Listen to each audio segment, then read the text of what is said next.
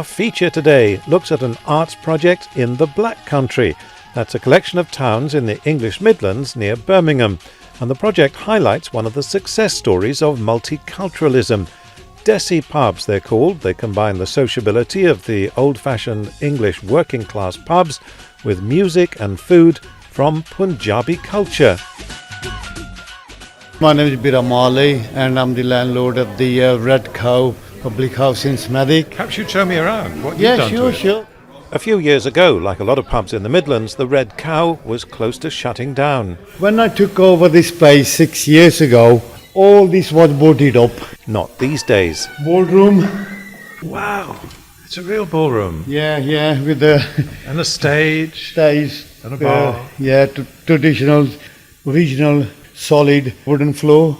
With Punjabi food and music, Biram Mali pulls in plenty of business now. Wedding parties and work socials. And certainly not just Asians, he says. No, you'll be surprised. This Friday I've got a function booked upstairs for 200 people. That's a mixture, English, Asian, you name it. And they're all going for the traditional Punjabi food. The Red Cow is known as a Desi pub. Desi is an ancient Sanskrit word for Indian culture. There are 50 of the pubs in the Midlands, brought back to profitability by Punjabi entrepreneurs whose families arrived in the 1960s to work in foundries and factories that gave the Black Country its name. On the other side of Smethwick, at the Ivy Bush on the corner of Marshall Street, I met owner Lakbir Singh Gill and the photographer Jagdish Patel, artist in residence as part of a creative Black Country arts project about the Desi pubs. Marshall Street echoes with Smethwick's race relations history. Some of these people that are here on the wall, the pictures that Jagdish have taken, they're the generation that fought to actually come into the pub to, say, why our money is not good enough. Then slowly they started letting them into the bar. They had to stand outside? Yeah, the Asian people who used to work at the foundry, because it was quite a hot work in the foundries in those days, and people to sort of, it was dehydrated, and the only thing they used to come up is to drink the mild or the bitter to quench their thirst, Guinness. And they made them stand outside and drink their beer? Yes, they did, yeah. Then eventually there was a lot of fights happening here, and then eventually they started coming in here, and that's how the pub sort of progressed.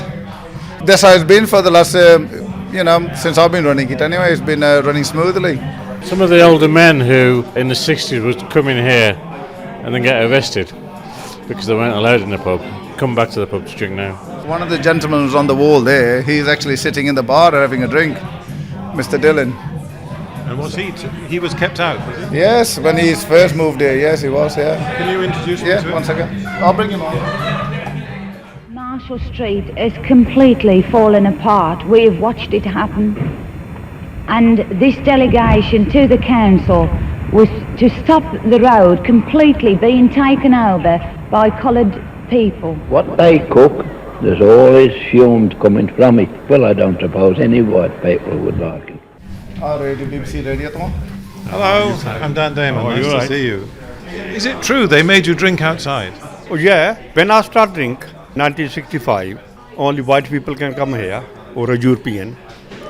If you come here, they throw you out. Right? They say, leave the glass here, get out. Or take your glass outside and go out or drink outside. Nobody can buy the house on the Marshall Street. Very racist people living there. Many people here, when they were young, they were very racist. They're still drinking here, but they have to change their policy. How important is it that you're here now? How significant is the pub to you, Mr. Dillon? I sometimes think amazing that one time we just can't get in here, right? And now it's run by the Asian people. That's very good. Mr. Dillon enjoying today's Ivy Bush, and before him news footage from Smethwick in the 1960s. Creative Black Country is the arts organisation bringing together artists to celebrate the Desi pubs in different projects. The coordinator is Parminder Dosanjh. She told me first how this area of the English Midlands got its name. Why Black Country? Is that because the industrial soot? Absolutely, yes. So historically the area was populated with foundry workers, people working in the metal and steel industry, and people's faces were literally covered in dark soot, and there was a cloud in the sky that was darker, so therefore it had the name, the Black Country. It was given that name, and people identified with that. The Desi pubs, which is a fantastic way of using what were becoming empty pubs. Just how is your arts project dealing with the Desi pubs? Desi pubs, it's been an infectious project for everybody who's been involved in it. It was an idea that started to grow every time you talked about it, and anybody who came on board or any or artists who were involved just kind of added a little magic to it, really.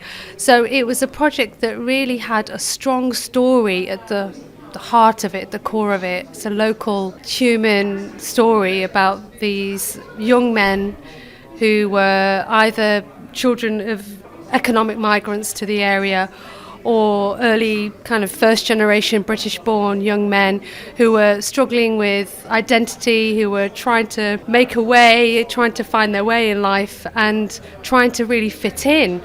And it's an interesting story about survival, love, passion, trying to find a place in society, trying to create community living, bringing lots of worlds together. So at the core was this brilliant story. Our producer started to meet with the landlords, and ideas just kept evolving. So what went from, let's do a project about these fantastic landlords and photograph them, has now developed into a major project that it has layers to it. So we've got pub signs and artwork inside the pubs, so artists who are resident in the pubs. We are now looking at a publication. It just keeps on going, and there are more ideas every time we discuss it. You got the landlord there, Jinder, with a bottle of beer in his hand, dancing on a dumbi, which is a one-stringed musical instrument that he plays in Bhangra bands. Martin Cox produced the Desi Pubs project for Creative Black Country. He showed me one of the pub signs that were part of that outside the Prince of Wales in West Bromwich. Jinder is a dancer and a landlord and a musician, and he and Beera, who you spoke to, they were in dancing troupes, and they're part of the history of the area. Everyone come here right for a pint. Traditional food, Indian curries, chapatis, stuff like that. Even I got load of English customers here. They love the food. And the music. And the music. Are you still dancing? Singing when I have a few pints. Now get loud of some English guys they bring here. And they just have a laugh on the stage with me as well. Jinder Singh, landlord at the Prince of Wales. Martin Cox from Creative Black Country says in 2017 the culture of the Desi pubs is a reminder that divisive politics might be overcome by the chance of a good night out. This area is where people have come from all over the world to work, whether it have been in the foundries in the 40s and 50s to keep them going, or now Polish people come over from Eastern Europe, and they live here because the cheap housing and the industrial opportunities that still exist here. It's still a very industrial area. So it's celebrating that history in a positive light and seeing how these pubs reflect that and tell that story through beer and curry.